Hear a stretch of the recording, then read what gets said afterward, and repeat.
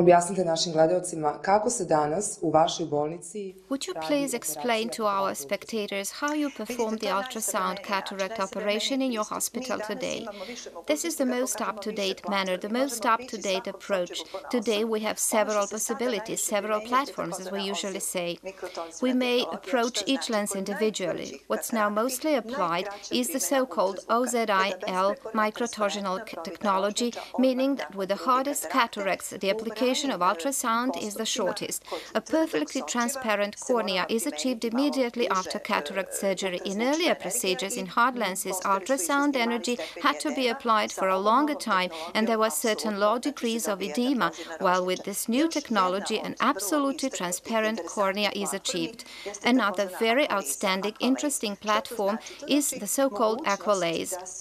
What does it mean? It means the possibility to perform refractive surgery.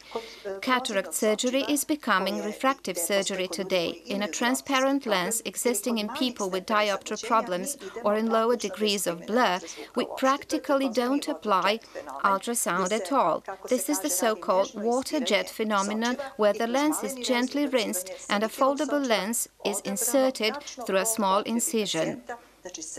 The foldable lens is selected exactly in accordance with the patient's needs, with the aim to correct the refractive error, the diopter value in the patient, who may also have a smaller degree of cataract or may have fully transparent, clear lens. Tell me, Marina, what's the post-operative course like after cataract surgery? The main advantage of the ultrasound cataract operation is that there's no staying in hospital. The patient operated on in local anesthesia with drops goes home immediately after surgery, and already the day after, upon the first control examination, the eye functions normally. This is a great advantage, as the patient may return to all his normal professional and usual activities only after a day or two. And what's the laser procedure like?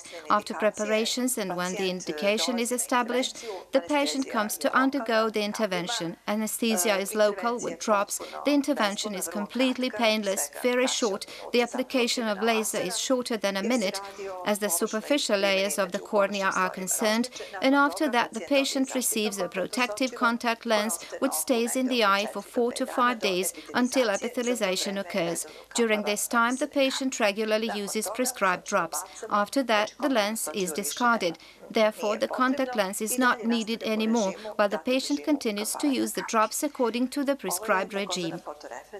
This is the so-called photorefractive or PRK method, which is widely used. Many ophthalmologists in the world come back to this method because it's practically very secure, safe, without risk, and it's applied in sportsmen as there are no risks of dangers with it.